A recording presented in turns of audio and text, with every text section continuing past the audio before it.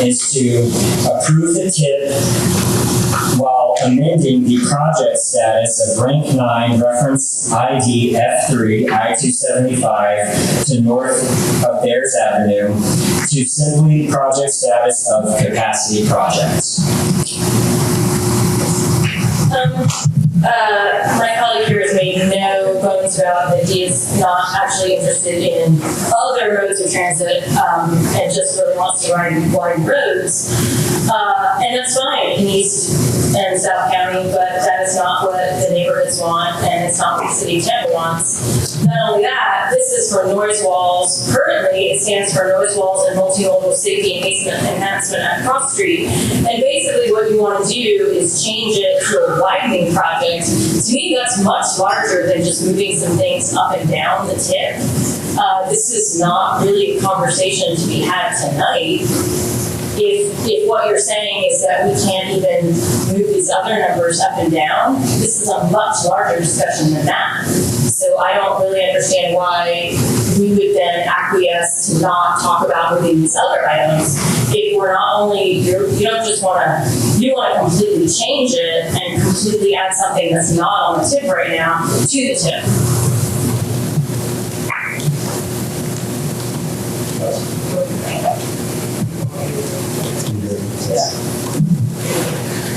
Councilwoman, I'm not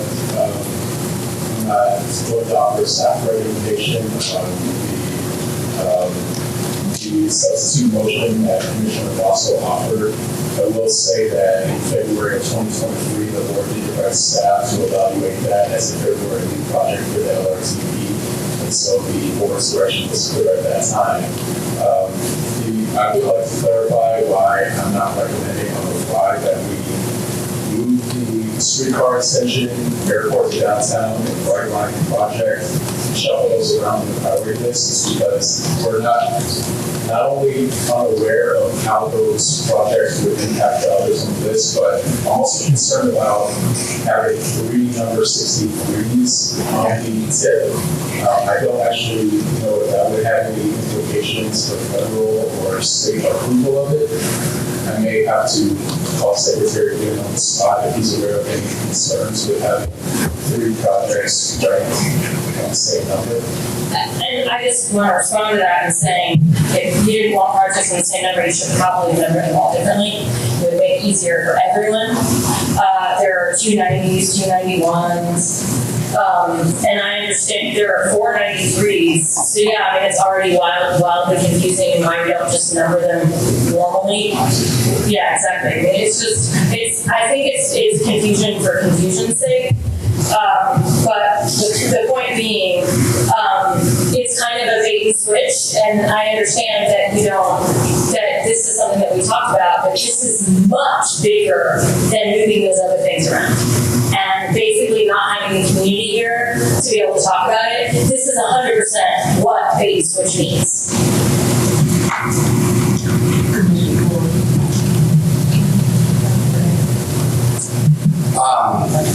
I was prepared to move the airport access project forward tonight, but on listening to everyone, I think there's no reason in the world that we can't get more information about those. And in terms of this one, I'm going to take the same decision.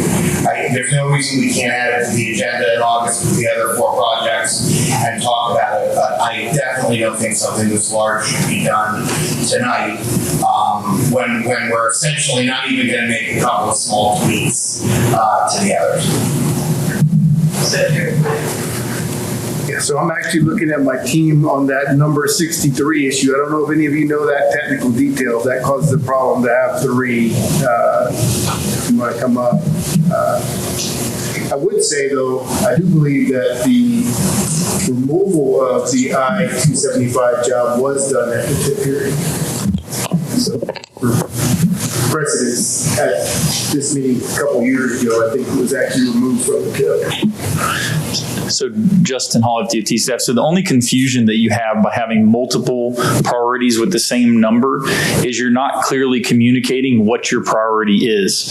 And so just so you know, the way that the funding works is we actually go down the list. We start top to bottom as we fund down. So if you get to a point where there's multiple 20s or multiple 14s or multiple eligible, then at that point, we're going to make that decision based on the way that the funding fits best for whatever project at 14.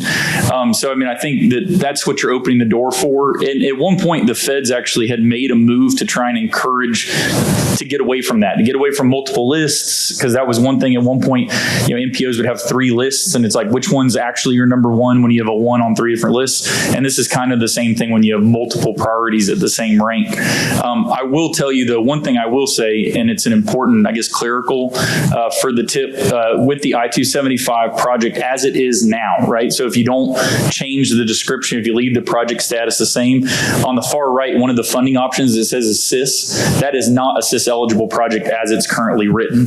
So it would be important that clerical error or that clerical be changed, because it would not be CIS eligible unless it's improving or increasing capacity or operational improvement.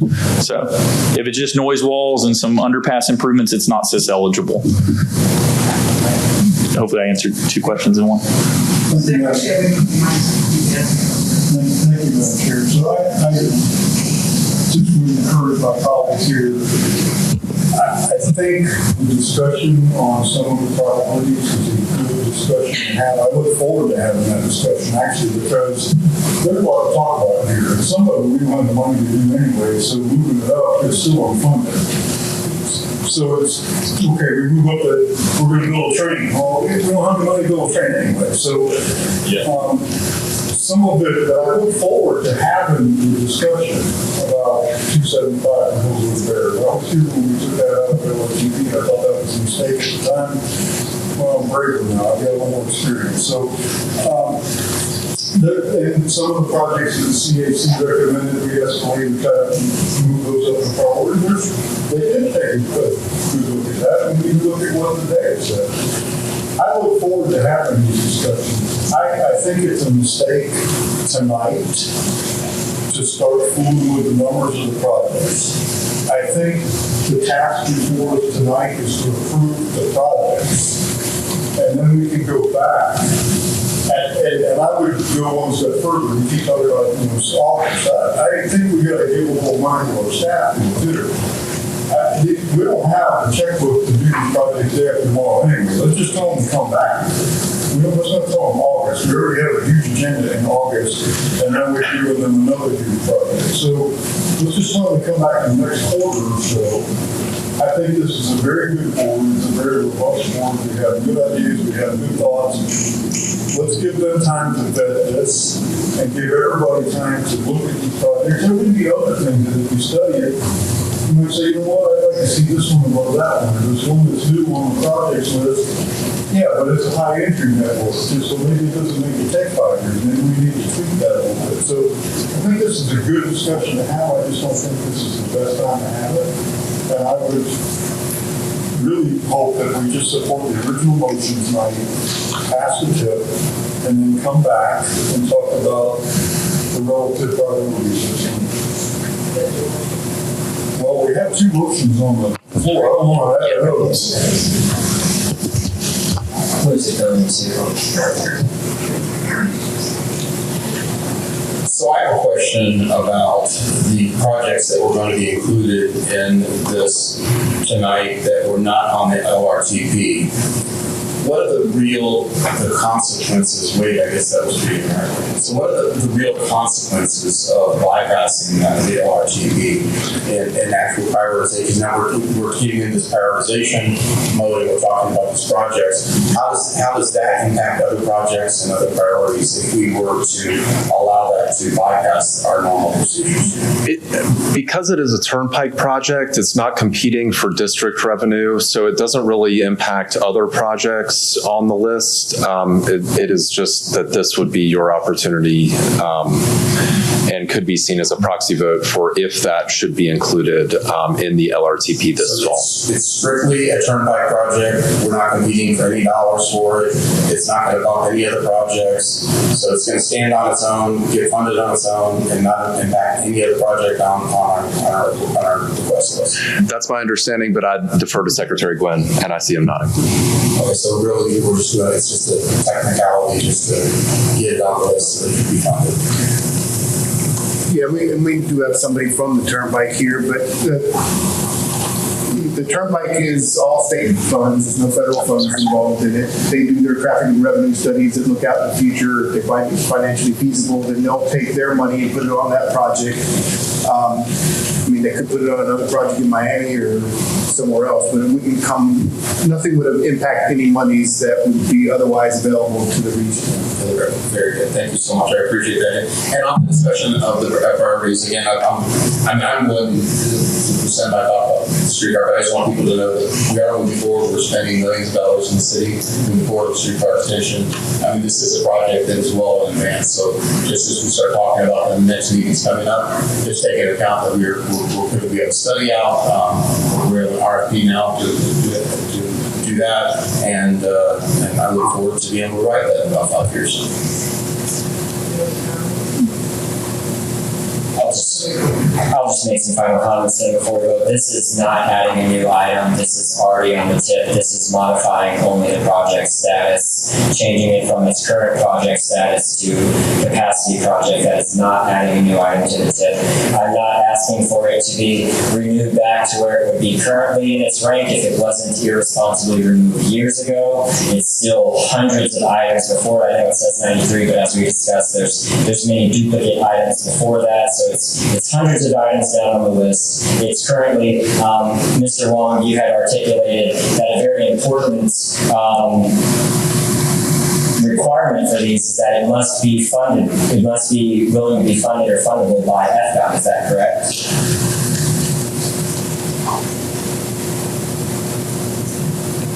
Commissioner, so there's no requirement that projects on Table 2 have a funding commitment from FDOT. That's a list that states the community's top priorities.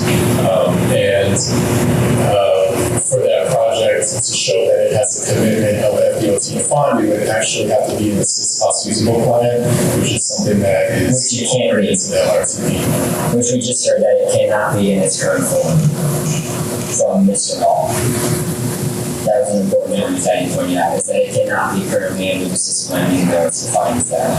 This is not an alteration of it being on their list. This is not a new item. This is not me trying to move it up or down. This is simply, as we heard, only a proxy vote for it to be eligible for the LRTP. And this is the meeting that we make modifications and adjustments to the TIP. Is that correct? Because that's the briefing I got from Ms. Alden, and that's the briefing I got from you. Commissioner and board members, is 100% at your discretion to make modifications to the TIP. The staff recommendation will remain the same. So while I respect the motions that have been offered by all members at this table, staff have not had the opportunity to properly evaluate all the impacts. So regardless of what motions are made today, I don't think that impacts the staff recommendation that we offer. Okay, so I just wanted to make those points clear. Thank you very much, Madam Chair. Just to clarify, I think you said this, but would adding this as a capacity project change the score and therefore affect where it's put in the ratings? We would have to go back and do some data analysis for me to be 100% certain about that, but I don't believe so because the criteria that we look at to rank major projects is volume capacity ratio, reliability, and whether or not it provides access to a key job center. So the project type is not as important for major projects ranking as it is for other project categories like Vision Zero or City.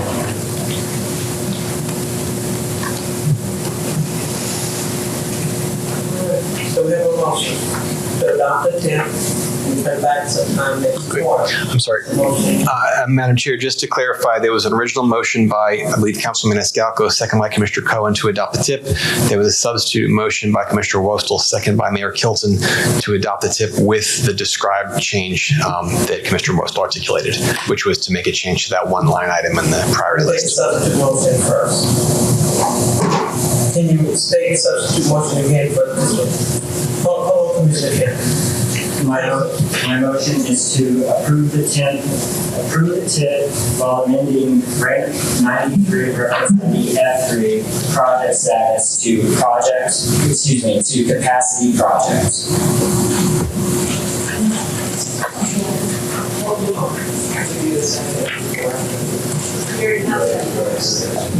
respect for another public, respect my commission. Then I would make a substitute motion because I think as the other discussion we had, that we should separate these two. As we said, we had to have a voice vote on the tip.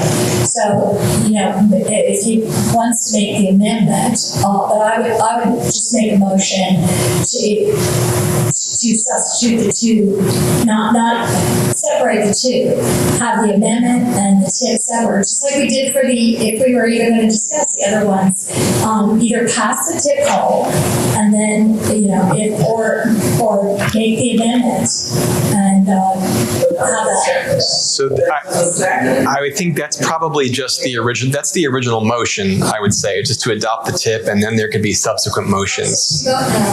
So if you vote no on the substitute motion, it would go back to the original motion. Okay, sorry, I didn't have that. That's what I was asking. Okay, Gail, can you give us a roll call, please?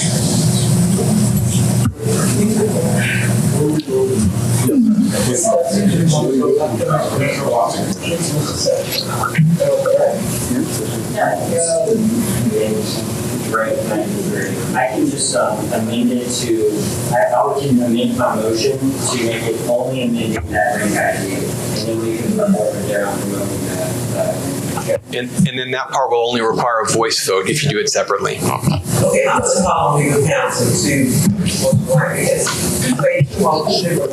So my understanding right now, and Commissioner Wilson, tell me if I'm right, is you're amending your motion so that you only want to review the change to that one numbered item on the priority list, that only. You're not moving to adopt the tip. You can do that. You're going to do that subsequently. That's and I'm amending my original motion to only hear the amendment of the said item, changing the project status to capacity project. Right. And Mayor Kilton, will you maintain your second? Okay. roll call, Gail. Honestly, this is probably going to be close enough. It might be best to do a roll call on this because I think it's going to be close. Commissioner Myers. No. Mayor Rose. Commissioner Wastel. Yes. Commissioner Cohen. No. Commissioner Kemp. No. Councilmember Clendenin. No. Councilmember Hurtak. No. Councilmember Maniscalco. No. Mayor Kilton. Yes. School Board Member Rendon. Yes. Charles Klug. Yes. Gina Deal. Yes. Bob Fry. Yes. Justin Wells. No. Planning Commissioner Joseph. Yes. The motion passes 8-7.